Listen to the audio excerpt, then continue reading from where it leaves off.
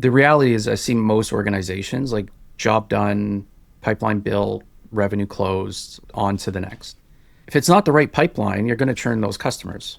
That's a marketing issue, right? Marketing built that pipeline. Marketing was getting in front of those prospects. They were building the narrative. They were setting the expectation. And so when I say it starts there, that's what I mean. Are you getting in front of the right folks? Welcome to Customer Champions, where we explore how the best marketers turn customers into their biggest growth engine. Hello, everybody, and welcome back to the Customer Champions podcast. I'm super excited for today's episode. Today, I'm being joined by Tyler Calder, Chief Marketing Officer at PartnerStack. And Tyler has spent his career helping B2B companies drive growth, build relationships, and really build the organizations. And so we're really thrilled to have Tyler join us today to really chat all things that kind of intersect across partners, partnerships, relationships, customer marketing, NRR, revenue growth, all the great things. And for all the customer marketing folks that have tuned in the past, we'll really be able to get a C-level perspective of the criticality of customer marketing and also the metrics, measurements, and how you should be thinking about scaling and growing your customer marketing org with that lens from an executive mindset. Tyler brings in a really operator-driven perspective as well, so we're just really thrilled to dive into all things here. I'll stop there. Tyler, thrilled to have you on the podcast here today. Thank you for having me. I'm excited. I'd love to just kind of set the lens for how you view the world and view marketing as a whole. Maybe just take us through your career arc briefly and what took you into PartnerStack and a little bit about your role here today. I'll go way back in time. I was originally interested in being an accountant. I was interested in finance until I got to school to actually study it. And then I realized I don't think I'm a huge fan of this and I don't think I want to be an accountant. And I ended up falling in love with the marketing courses that I was taking as part of my undergrad. The marketing courses back then were very much just brand. And everybody that wanted a career in marketing effectively either looked to go work at a consumer packaged goods company or an agency that supported CPG. And I never saw myself as that person, kind of a big brand person, big creative person. I still had that inkling of the numbers side from that desire to get into accounting. And then more towards my third, fourth year of undergrad, that's really when the good old internet started to take off. So we saw Facebook start to become a thing, LinkedIn, SEO was starting to take off. And really the back half of university, I just spent self-educating myself on that, building websites, trying to sell things online, building e-commerce stores, trying to arbitrage on eBay. And to me, that's what marketing was. And so that's the part of it that I was falling in love with. And I remember, sitting in courses and asking a ton of questions about, well, what about this digital stuff or this big brand campaign that we're talking about? What did that actually do for the numbers for the business? And nobody could really answer any of those questions. And where I wanted my career to start, I really just sought out any company that seemingly was doing this stuff well. This stuff being digital revenue alignment with marketing. That led to my first job out of school at Eloqua. So if folks aren't familiar with Eloqua, they were one of the first marketing automation platforms. They were acquired by Oracle, so they were Canada's first kind of big acquisition. I think it was about $1 billion acquisition. And it was there where I was really exposed to just the pace of a startup, how Eloqua at the time was trying to bring revenue into the conversation with marketing, trying to position marketing as a function that could be kind of part of the core revenue engine. And I just loved all of that. From there, ended up agency side for almost a decade, working with B2B, B2C, startup, enterprise. Started very much in campaign management, building out paid search programs, running SEO strategies.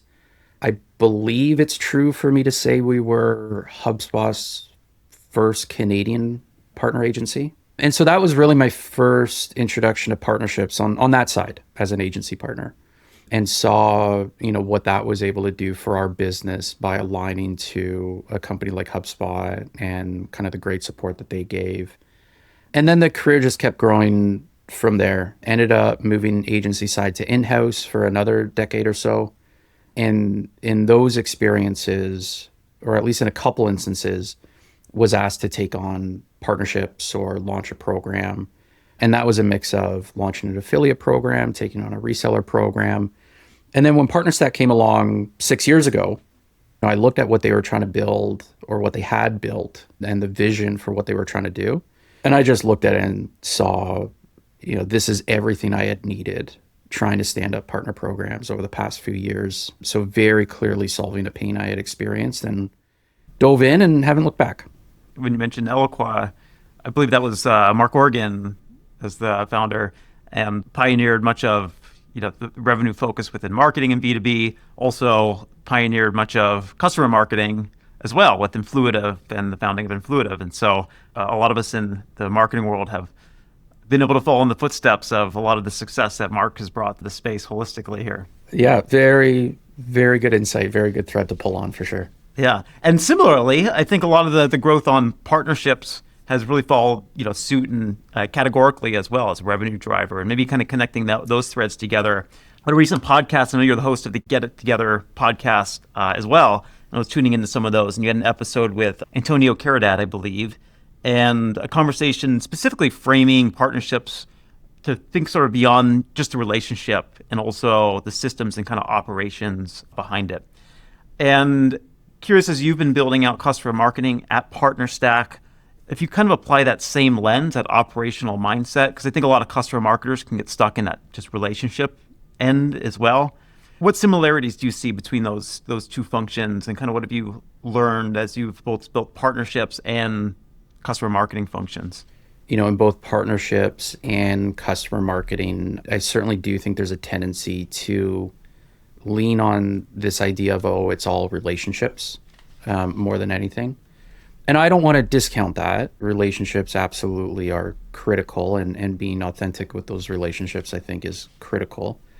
But without sort of putting some rigor or operational backbone behind it, I think it's almost impossible to turn relationships into, maybe bad as it sounds, repeatable business, repeatable revenue. And so when I look at the two from an operations standpoint, we need to think about segmentation. We need to think about enablement. We need to think about automation. We need to think about measurement. We need to think about feedback loops. And I think when you start to unpack those, there is a ton of similarity between partnerships and customer marketing.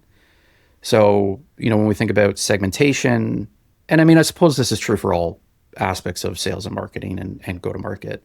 But when we think about segmentation, I have found with partner programs, a lot of partner teams get obsessed with the volume of partners we have brought into the program and how many relationships I'm able to maintain. And then sort of same on the customer side, it's, look at all of this great feedback I'm getting from customers. They're really appreciative of these customer programs we've run. And then it sort of stops there. And they treat all customers sort of the same. On the partner side, we very much look at what is our ICP overlap with that partner? What is their contribution potential? What do we think the upside is? I find one of the things, because both functions are so relationship driven, partner leaders, partnership managers, customer marketers, they don't like saying no to partners or customers. So on the partner side, they don't want to say no to a partnership. They don't want to unfold a partnership if it's not really doing well or there's not real mutual benefit. And then same on the customer side, like there's a lot of asks that come from customers. Can you sponsor our events? Can you jump in and support us here? Can we do case studies? Can we do co-marketing together? And those are all really, really good things. And I find customer marketers kind of say yes to everything, even if we don't think there's going to be mutual benefit. So a long-winded way of saying segmentation helps with all of that. So on the partner side, like very clearly, do we have ICP overlap? Are we speaking to the same audience? Do we have a good story together?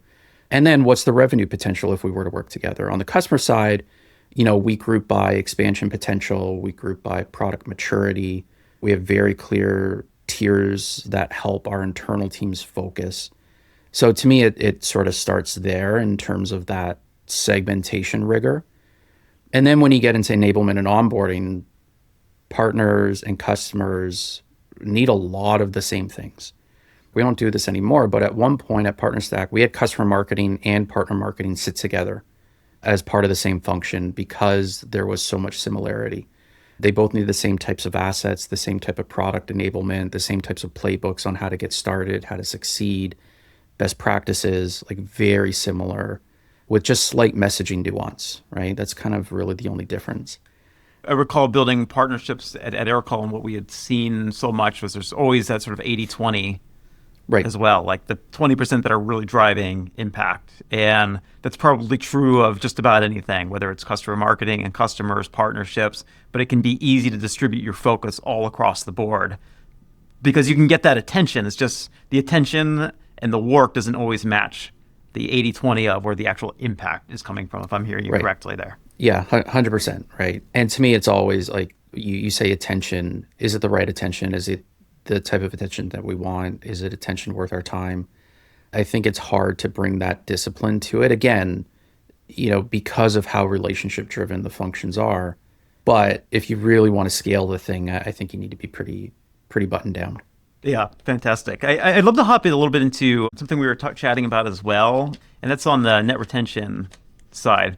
And you said something that really grabbed me, which was NRR starts with marketing. This is something I've always really heavily believed, but so often I've talked with many CMOs who virtually have no accountability, or their CEOs don't want them focusing on net retention whatsoever. And I just love the perspective that NRR starts with marketing. And I would love to just kind of pull that back a little bit. Where does marketing actually touch NRR in the companies you've worked in? And how are you getting ahead of it before those renewal conversations, expansion motion? So how is marketing really driving NRR? When I say it starts with marketing, like really what I'm suggesting is marketing in most organizations, their primary goal is to build pipeline, bring customers in through the door. But then in a lot of organizations, it stops there. And as much as they say, oh, we have great alignment with the rest of go-to-market, we work really closely with sales and our CS team, the reality is I see most organizations like job done, pipeline built, revenue closed, like on to the next. If it's not the right pipeline, you're going to churn those customers. That's a marketing issue, right? Marketing built that pipeline. Marketing was getting in front of those prospects. They were building the narrative. They were setting the expectation. And so when I say it starts there, that's what I mean. Are you getting in front of the right folks, the folks that are actually going to, onboard quickly, activate, expand, et cetera? Me coming to a place where I think about it seriously just came through a lot of failure. Like I remember one of my earlier roles after I left the agency. So this was the first time I was actually in-house and I was responsible for something beyond kind of surface level agency stuff. And this was a B2C organization and they had a launch model. So you could actually only buy from them 4 to 6 times a year. And so the launch model was you build a huge audience, you build kind of a pre-sale list, you get a lot of attention. And they've always done well with this model. I started and I get thrown right into like 2 months leading up to their next launch. Do a ton of marketing. I think things are going well. We end up building a pre-sale list that's bigger, like 2-3x than what they've ever had before. And then when they open up and people come to buy, it was one of the worst launches they had ever had. And I'm sitting there thinking like, well, what the hell? Like, how do you go from having the best sort of pre-sale list, people that have said, I'm raised my hand, I will buy when you open up, to having one of the worst revenue outcomes? Doesn't look good for the new marketing guy. And that's where I realized I was like, oh, I was just worried about getting people through the door, not caring about whether or not they were the right fit, whether or not they were a core buyer, core ICP. And then I made a similar mistake, candidly, at PartnerStack, where we were hitting pipeline targets, we were closing revenue targets. Once I started to enter year 2 at PartnerStack, we started to see the churn. So a bunch of those customers not renewing. And so what that led to was us like really, really buckling down on who is our ICP. I'll give a shout out to a company, KeyPlay. We use them heavily to model our market, who looks like they could be a really good account where we could provide a ton of value. And so at this point, we've scored, over 55,000 accounts and tiered them across A, B, C, D. On the marketing side, we only focus on tier A accounts in terms of where we invest, where we try to build pipeline.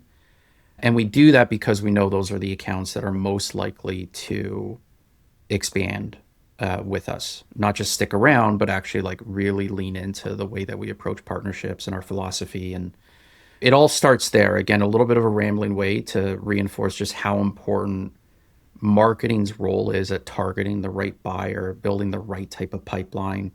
When we report on pipeline, we don't just talk about the pipeline number, we talk about what's the mix, how many of the accounts we're bringing into pipe are tier A, B, C, or D. We're always trying to shift more up to A. When I look backwards, when we first started this exercise, we were about 80% tier C and D accounts in our pipeline. Now we're about 75% plus A and B accounts. So a dramatic shift. I can't emphasize enough how important it is to start there. Start with understanding who you should be targeting. Because if you're bringing the wrong folks through the door and you're closing them, you're selling them, like that's a huge burden on the CS team. It is you starting to just chase your tail to try to fix a problem that never should have been a problem to begin with, because you probably shouldn't have sold them. And then we get into, okay, now what's the sales experience? Are we setting the right expectation? How is marketing enabling the sales team to tell the right narrative, build the right discovery questions to identify the right areas we should be really emphasizing and solving for? How do we help our onboarding team like accelerate time to value? We do that through a lot of like education and coaching and making sure that during onboarding, our customers are also being prepped for, here's what you need to do to really succeed in partnerships. Here's what best practices look like. Here are the things you should be doing now. And then like continual just sort of narrative reinforcement through our own customer marketing programs. Like, are we regularly reminding customers, sounds simple enough, hey, you bought PartnerStack. Here are the things you can be doing with it. Here's how you can extract as much value out of the platform, et cetera. So we have marketing involved in that entire journey. I can't emphasize enough how important it is and how much easier your job becomes if you're just targeting the right people at the top. Yeah, 100%. It can be so hard when you just get caught up in wanting to grow and scale the business, and you have this opportunity right here.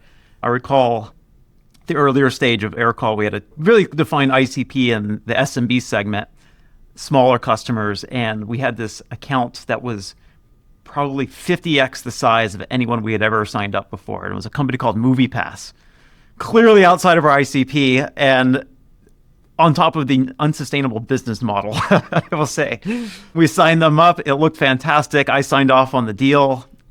That lasted about 6 months. It destroyed our entire product, our our servers, on top of the churn that we had ended up eating in the coming months. And so also I learned the hard way on that one Yeah, through the scar tissue. Yeah, absolutely. Yeah. I'm going to say something. I don't know if it's good advice, bad advice, but you mentioned at the top sort of a C-level perspective. I think the one perspective I'd layer on top of all of this is you're going to find yourself in a lot of gray area. You're going to find yourself in a lot of conversations that aren't black and white. So it's super easy for me to say, hyper targeted, don't sell people you shouldn't sell to.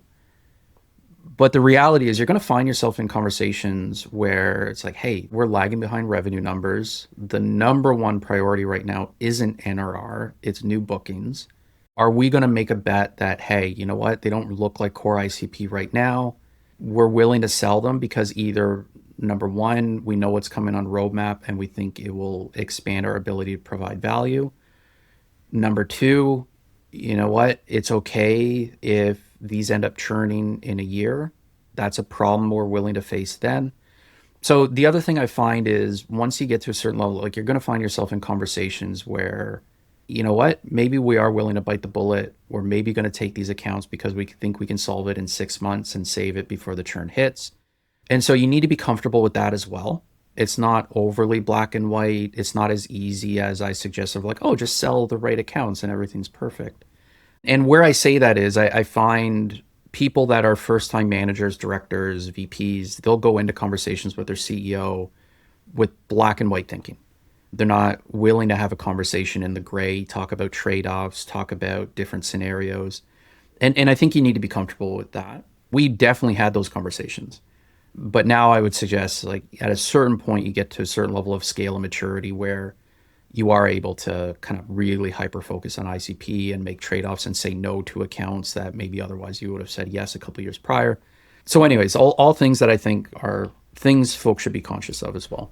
What I hear behind that is being proactive and in how you're sort of strategically thinking about things versus reactive to an opportunity. Even if it's in the gray, if you have a deal that's in, a C, but you're really prioritizing new bookings, having a conversation on that is a proactive measurement. Right. You took the right steps operationally to make sure you're tiering your accounts, you did all the things correctly there to make sure you're set up for success. Hey, the business is in this state though, so let's have a proactive conversation versus just be reactive to every deal that we could possibly close. And kind of similar to what you're saying prior on, partners plus customer marketing and how they should be focusing on their roles as well. Being proactive and focusing on sort of the right opportunities versus reactive to all the requests that are coming in there. I think that could actually be a good segue into building up the customer marketing function holistically. I'd be kind of curious to peel back the evolution of that role at PartnerStack as you've grown. So often we see customer marketing start as more of that reactive function, like a bunch of stuff has to get done. So let's make a new role, and then that person gets tasked with a bunch of things versus, let's drive this measurement over here, and customer marketing being built more from a strategic mindset. We'd be kind of curious the evolution of the role at PartnerStack, how you view it, how it got started. Maybe just take us through customer marketing at PartnerStack a little bit, in other words. We started reactionary. We started with the demand gen team, which was where we originally kind of built and invested within the marketing function, just fielding a lot of requests from the CS team. And those requests ranged everywhere from, hey, can we run a renewal campaign into our customer base? Can we run some education into our customer base? This customer, I think, would be a really good case study. Can we get somebody working with them to help pull that together? We also had a pretty meaty G2 presence. So early in PartnerStack's existence, we leaned very heavily into review sites because we saw it as one of the fastest ways to not just build pipeline, but also to just build our brand. So there was a huge need to keep that momentum going, effectively run review campaigns. And so, we looked at all of that and said, okay, this is all important stuff, but it is pulling away from the core role of our demand gen folks. It was pulling in a lot of my time. And so we went out and said, okay, well, we're going to invest into somebody to support our customers, come in as our first customer marketer.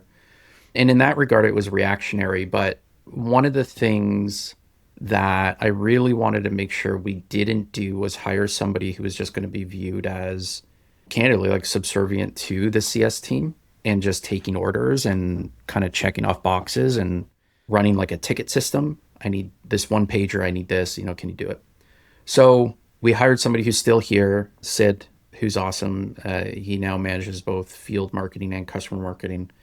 Came from a little bit more of a demand gen background than a core customer marketing background. And that was intentional because, he came to the table understanding pipeline metrics and understanding alignment to revenue and understanding measurement and doing work to drive a specific business outcome. And he paired that with an incredible ability to build relationships. So it was reactionary, but the hiring was with the intention to bring on somebody that could scale with us, that very much had a revenue lens on everything. And so now it's evolved where customer marketing, the first year was like playing catch up. We do need to be reactionary. Let's get all of this stuff shored up. Let's get it done. Let's make sure we have a good base. And now, it's very much about, well, what are the outcomes we're trying to drive for the business? So product adoption, expansion pipeline, all of that fun stuff. Like those are kind of the core two: product awareness, product adoption, expansion pipeline, closed expansion, all of that feeding NRR.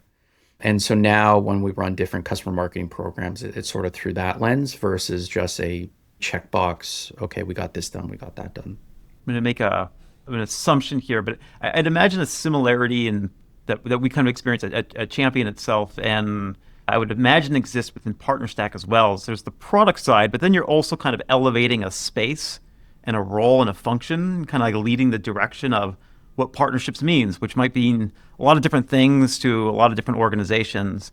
And you said something around raising the IQ of partnership leaders and kind of bringing that into the fold. Is that partially how you think of customer marketing as well, in terms of like educating the customer and bringing them along on that journey? Or is that kind of a separate initiative? Maybe just take me into like raising the IQ and how you think about marketing to the customer base outside the product itself. Yeah. A couple of years ago, we talked internally about what is our role in partnerships in the space. Are we just a platform? Are we just a piece of tech? Are we more than that? At PartnerStack, we've always advocated for partnerships to view all of your indirect revenue channels through the lens of a single strategy. So very specifically, affiliate is an indirect channel. Influencer is an indirect channel. Working with agencies as co-sell partners, that's an indirect revenue channel. Resellers, indirect revenue channel. Most organizations, though, do not look at that as a single indirect revenue strategy. They look at it as affiliate is marketing, and that's kind of this performance thing.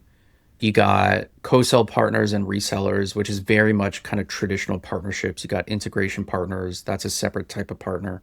And in a lot of cases, you might have a different leader in place to manage it all, different tech platforms. And so PartnerStack always said, ideally you should have one platform to help you manage all of that. And then what becomes the biggest unlock is if you get a bit of a flywheel going. So can you use affiliate creators, influencers to help build pipeline? Can you then use some intelligence to route those leads in the right way? So these leads are best closed by your direct sales team, so they should go there.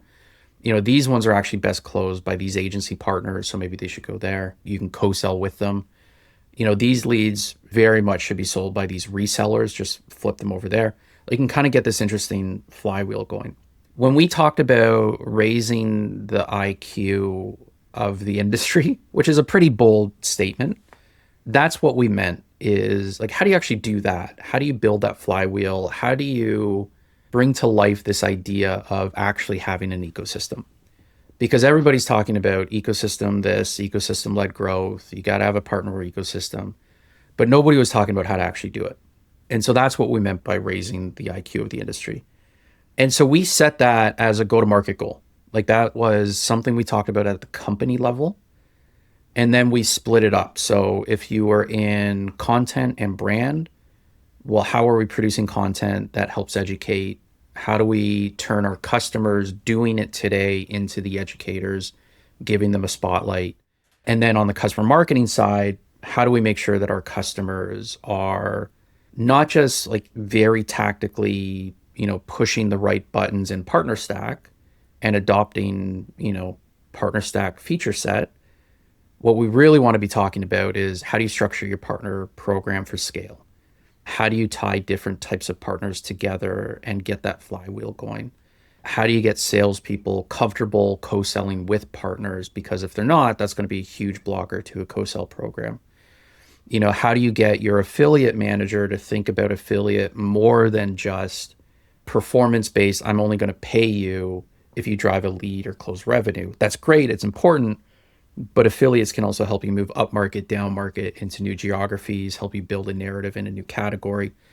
So all of that wasn't just customer marketing, it was sort of company top down, with customer marketing playing a critical role of owning that education and that elevation of the IQ with our customer base. I love the perspective of not just marketing a product, but building a profession, industry, and trying to elevate a profession, essentially. It's much of what we're trying to do at Champion as well, which is why I think I could have an entire series on it. And we would love to get your insights on the number of things. So maybe we'll bucket that one, put a pin in it, as they say. Awesome. And I'd love to revisit that with you at some point. But we're kind of back on the customer marketing side of things here. We'll start to kind of wrap it up. But on the measurements front, here's how you measure the impact of customer marketing as a whole.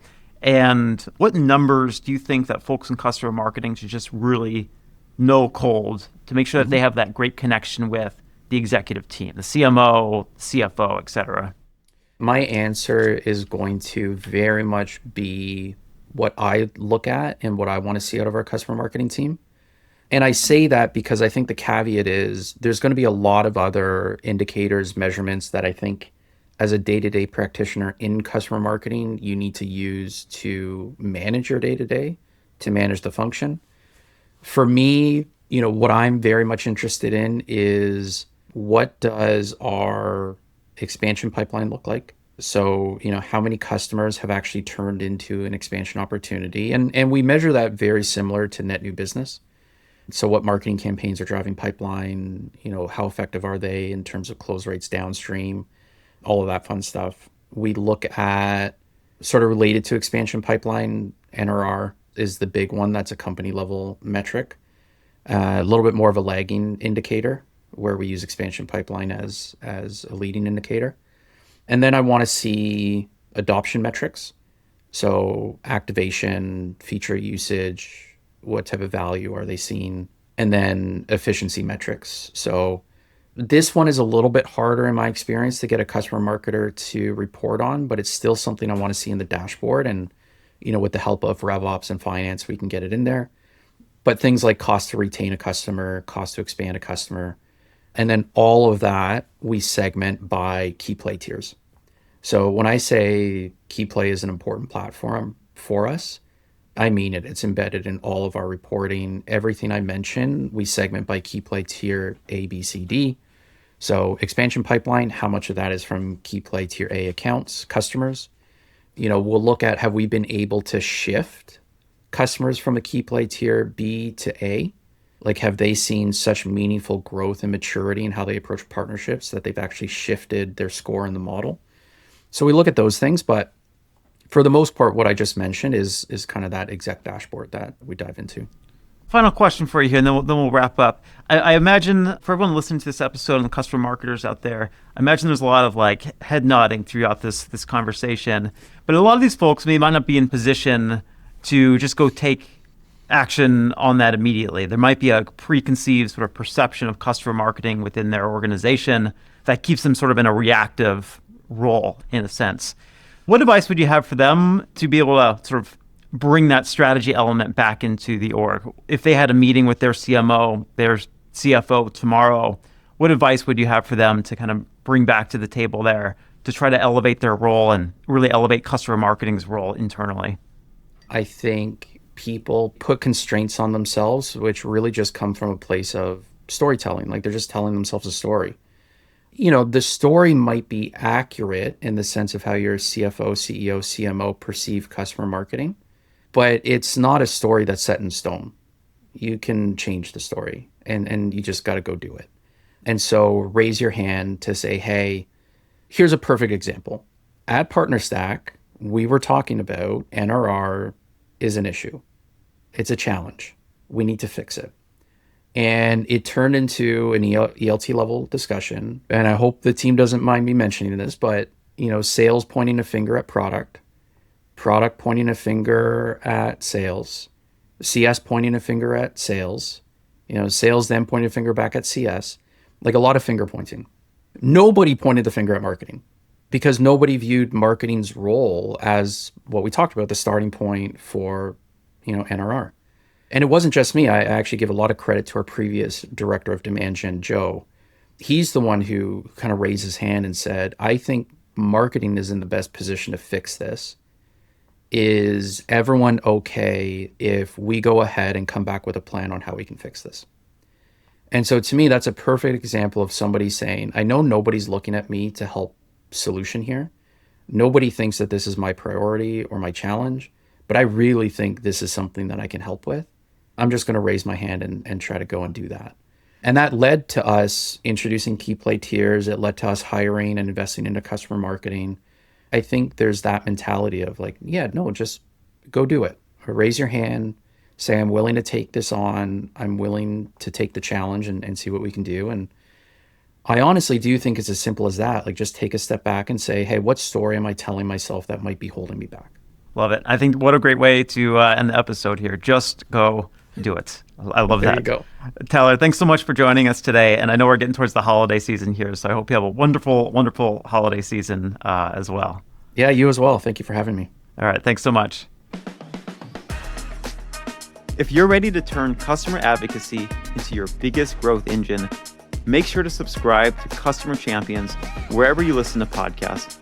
And for even more insights, go to championhq.com. Because the best way to grow isn't just by winning customers, it's by championing them.